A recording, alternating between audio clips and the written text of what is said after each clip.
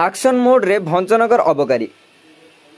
कंधमाल जिलूर एक कार जोगे भुवनेश्वर को गंजेई चोरा चालान हेउथिबा बेले गुरुवार माड़ी बसछि भंजनगर अबकारी विभाग। अबकारी टीम फुलवाणी भंजनगर ब्रह्मपुर रास्ता बाउंसलोडी बाईपास छक निकट में चढ़ाऊ कर 45 केजी गंजेई सह एक कार को जबत करिछि। एही गंजेई चालान रे संपृक्त थिबा गंजाम जिला कविसूर्यनगर थाना सांतरापुर प्रदीप बिशोई, कोदला थाना दानपुर ग्रामर बबुला भूया, जगन्नाथ बिशोई को गिरफ्त कर कोर्ट चालान कर अबकारी एसआई अलिबा माझी सूचना देइछंती।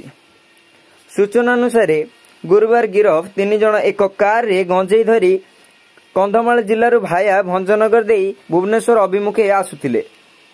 अबकारी टीम पेट्रोलिंग करुथिबा समय कौनसी सूत्रରୁ खबर पाई भंजनगर अबकारी टीम फुलवाणी भंजनगर ब्रह्मपुर रास्ता बाउंसलोडी बाईपास छक निकट में कार को अटकाई जांच करथिले। जांच समय गाड़ी मध्यरु 2टी जरी अखा भर्ती गंजेई बाहरीतिला। पर जबत गंजेई को मजिस्ट्रेट फकीर जीवनोन्नति नायक उपस्थित रे ओजन करा जायतिला।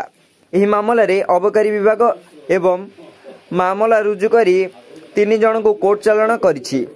अबकारी निरीक्षक डंबरुधर हरिजन, एसआई अलिबा माझी समेत अबकारी टीम चढ़ाऊ रे सामिल थिले। Bhanjanagar Ashok Kumar Nayak report, Odisha plus.